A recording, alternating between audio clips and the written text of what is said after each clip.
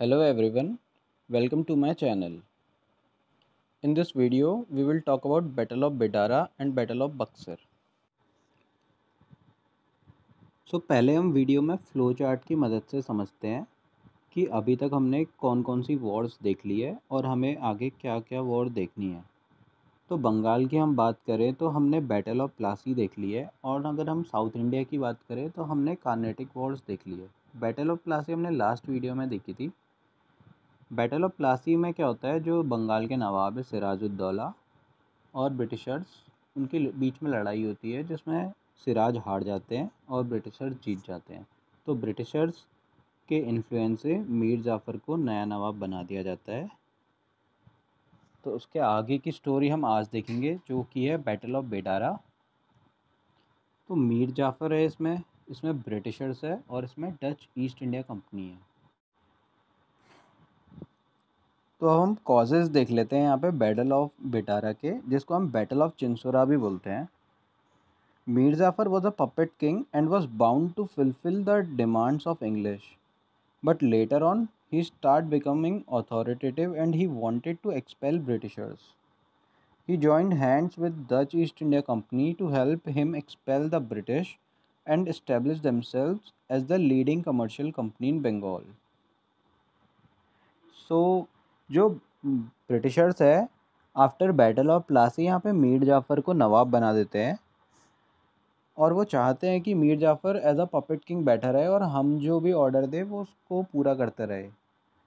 तो स्टार्टिंग में मीर जाफ़र ब्रिटिशर्स की सारी डिमांड्स को पूरा करता है, बट एक टाइम के बाद उसको भी अपना अथॉरिटी का एहसास होता है और वो चाहता है कि मेरी अथॉरिटी हो पूरे बंगाल में, और वो ब्रिटिशर्स को हटाने की सोचता है।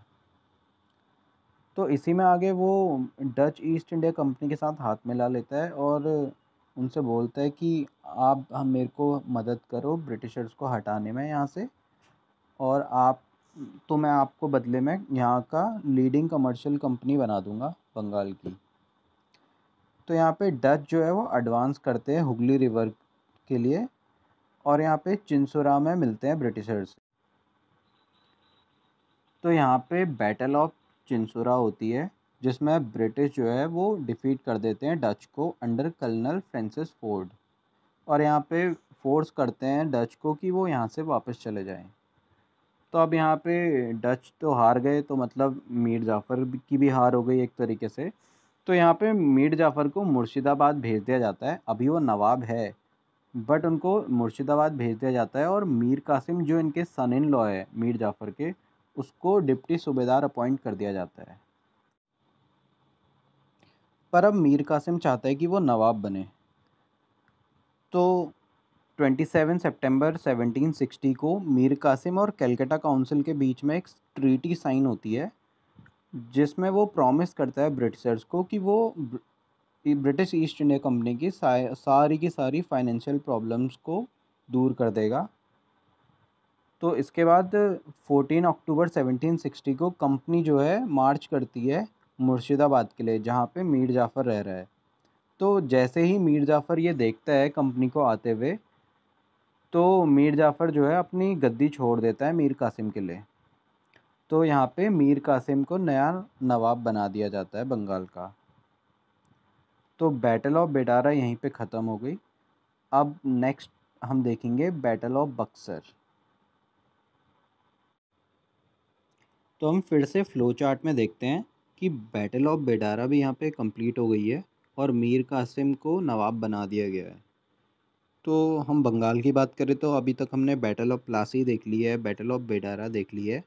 तो अब हम देखने वाले हैं बैटल ऑफ बक्सर, जो 1764 में हो रही है। यहाँ पे नवाब है मीर कासिम। तो बैटल ऑफ बक्सर में मीर कासिम का साथ देने वाले हैं अवध के नवाब शुजाउद्दौला और मुग़ल एम्परर शाह आलम। इन तीनों की एक जॉइंट फोर्स है जो कि लड़ेगी इंग्लिश से, मतलब ब्रिटिश ईस्ट इंडिया कंपनी के साथ, जिसमें ब्रिटिशर्स जीत जाएंगे और यहाँ पे ट्रीटी ऑफ इलाहाबाद साइन होगी। तो अब हम देखते हैं इसके कॉजेज़ और इसका रिज़ल्ट, और नोट्स भी देखते हैं मतलब।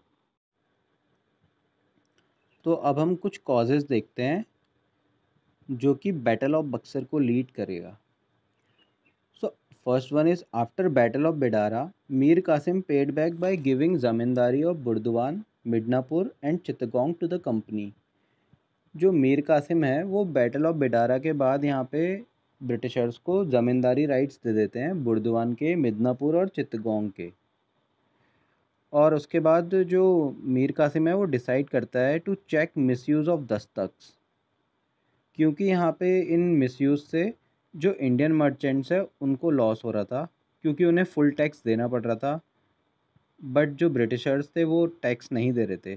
तो इससे इंडियन मर्चेंट्स को भी लॉस हो रहा था और मीर कासिम को भी रेवेन्यू लॉस हो रहा था।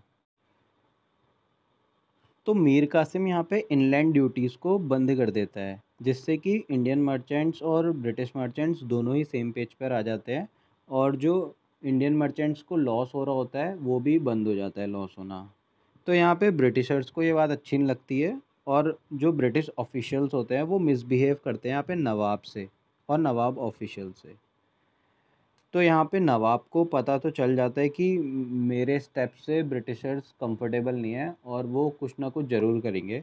तो इस वजह से मीर कासिम जो है अपनी आर्मी को ऑर्गेनाइज़ करता है और उनको वो जर्मन लाइन पे ऑर्गेनाइज़ करता है। So his moves were creating losses for company. Small scale war begin between Mir Qasim and company back in 1763। तो यहाँ पे 1763 से ही इनके बीच में बात बिगड़ने लग जाती है, और कुछ छोटी छोटी स्मॉल स्केल वॉर भी शुरू हो जाती है, जिसमें मीर कासिम जो है वो हार भी जाता है कंपनी से। तो उसके बाद यहाँ पे मीर कासिम जो है वो जॉइन करता है सूजा उद दौला को, जो नवाब है अवध के, और शाह आलम टू को, जो है मुग़ल एम्परर।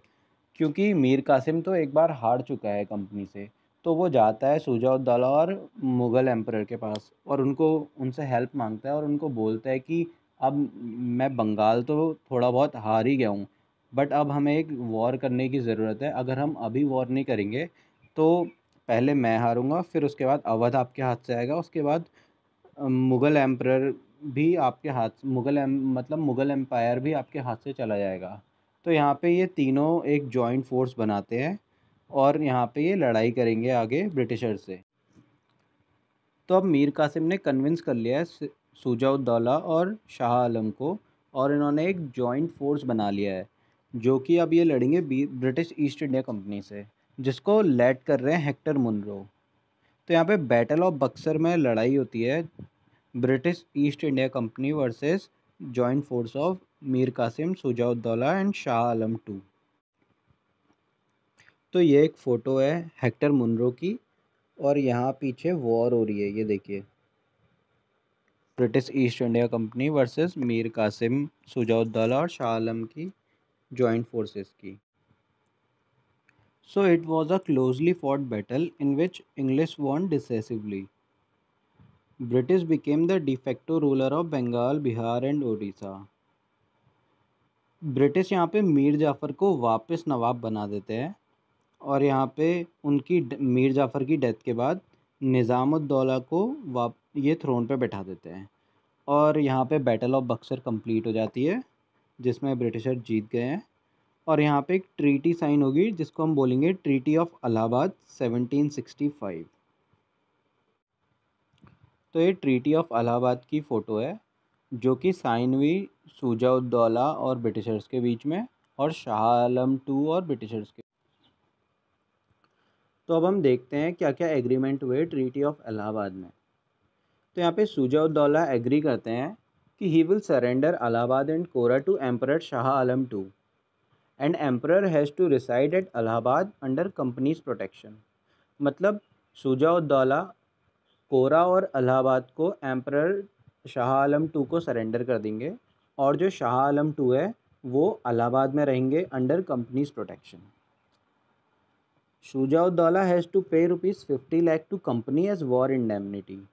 शुजा-उद-दौला को 50 लाख रुपए कंपनी को देने पड़ेंगे एज अ वॉर इंडेमनिटी, और कंपनी यहाँ पे रिसीव करती है दीवानी राइट्स, जिसको हम बोलते हैं रेवेन्यू कलेक्शन, बंगाल, बिहार और उड़ीसा के, जिसके बदले में कंपनी यहाँ पे करेगी एक फिक्स्ड अमाउंट।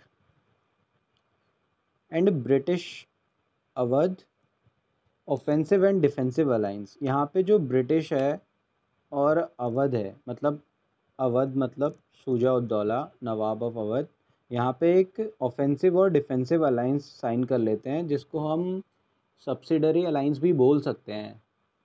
तो यहाँ पे एक सब्सिडरी अलायंस टाइप का अलायंस भी साइन हो गया है इस ट्रीटी के under. So that's all for this video. If you like my video, please let me know in the comment box, and please like, share and subscribe to my channel. Thank you.